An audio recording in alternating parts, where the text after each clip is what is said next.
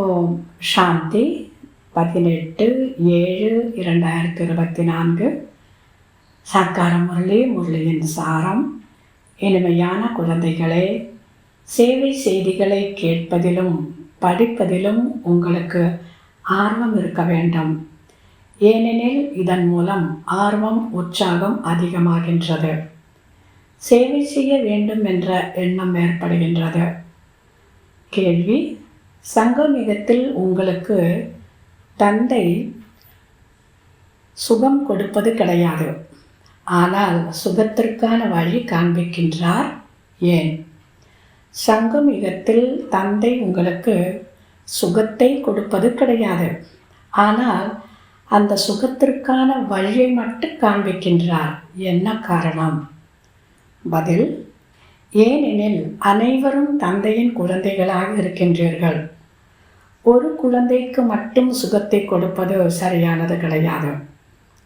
லௌகிக்க தந்தையிடமிருந்து குழந்தைகளுக்கு சரிசமமான பங்கு கிடைக்கின்றது.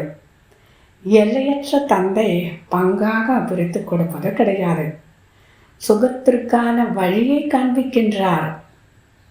யார் அந்த வழிப்படி நடக்கின்றனரோ, முயற்சி செய்கிறார்களோ, அவர்கள் உயர்ந்த பதவி அடைகிறார்கள். குழந்தைகள் முயற்சி செய்ய வேண்டும். அனைத்திற்கும் ஆதாரம் முயற்சியில்தான் இருக்கின்றது. ஓம் சாந்தி.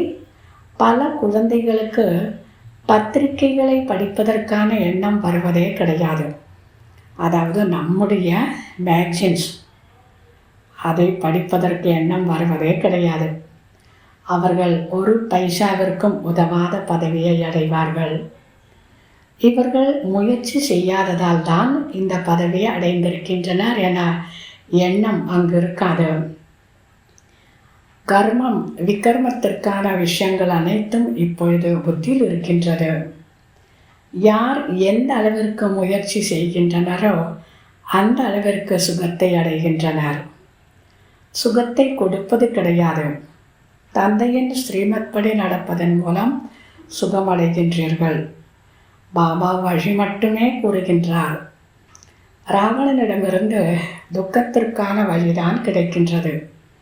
ஒருவேளை தந்தை கொடுக்கின்றார் எனில் பிறகு அனைவருக்கும் ஒரே மாதிரியான ஆஸ்தி கிடைக்க வேண்டும்.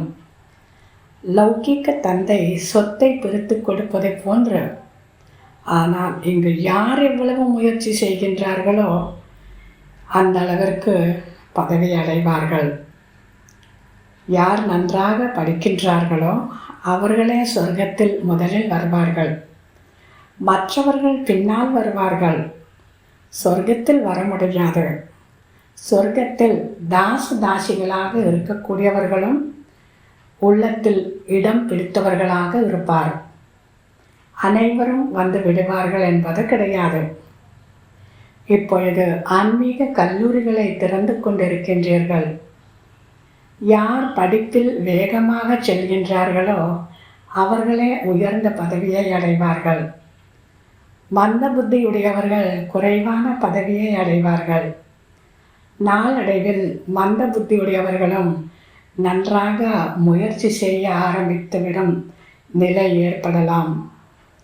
புத்திசாலிகளாக இருக்கும் சிலர் கீழேயும் சென்று விடலாம். முயற்சியின் மூலம் அறிந்து கொள்ள முடிகின்றது. பாபா சொல்கிறார், இந்த முழு நாடகமும் நடைபெற்று கொண்டிருக்கின்றது. மிக நீளமான செய்திகளை எழுத வேண்டாம்.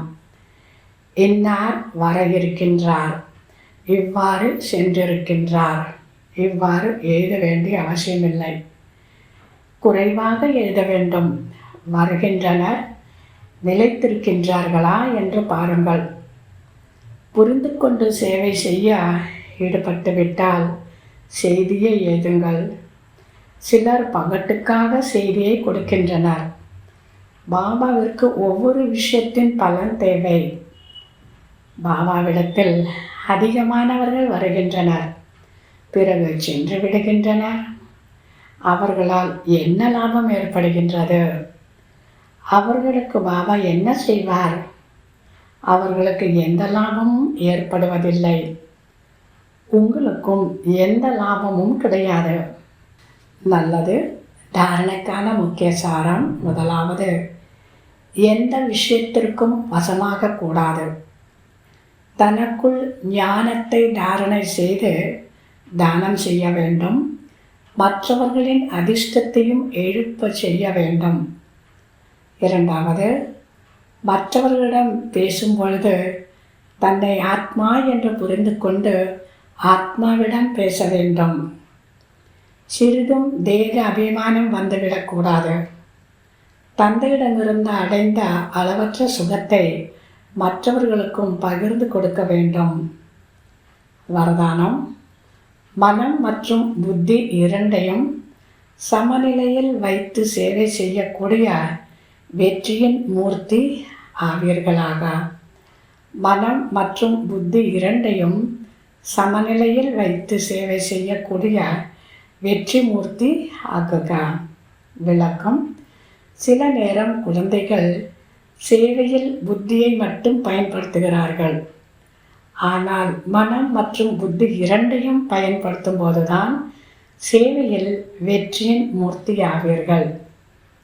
யார் வெறும் புத்தியை பயன்படுத்துகிறார்களோ அவர்களின் புத்தியில் சிறிது நேரம் பாபாவின் நினைவிருக்கும். பாபா தான் செய்ய வைக்கக்கூடியவர். பிறகு கொஞ்ச நேரத்திற்கு பிறகு அவர்களுக்கு நான் என்னும் தன்மை வெளிப்படுகிறது. ஆனால் யார் மனதால் செய்கிறார்களோ அவர்களுக்கு பாபா தான் செய்விக்கின்றார் என்ற எண்ணம் மனதில் இருக்கும். மனதால் சேவை செய்யும் பொழுது பலன் கிடைக்கும். மற்றும் இரண்டும் சமநிலையில் இருந்தால் வெற்றி கிடைக்கும். ஸ்லோகன். எல்லைக்கு அப்பாற்பட்டு இருங்கள், அப்பொழுது எல்லைக்குட்பட்ட விஷயங்கள் தானாகவே சமாப்தியாகிவிடும். எல்லைக்கு அப்பாற்பட்டிருங்கள், அப்பொழுது எல்லைக்குட்பட்ட விஷயங்கள் தானாகவே முடிந்துவிடும். நல்லது. இனிமையிலும் இனிமையான 5000 வருடங்களாக காணாமற் போய் மீண்டும் கண்டெடுக்கப்பட்ட செல்ல குழந்தைகளுக்கு தாய் தந்தை பாப் தாதாவின் அன்பு நினைவுகள் மற்றும் காலை வணக்கம். ஆன்மீக குழந்தைகளுக்கு ஆன்மீக தந்தையின் நமஸ்காரம். ஆன்மீக தந்தைக்கு ஆன்மீக குழந்தைகளின் நமஸ்காரம். ஓம் சாந்தி.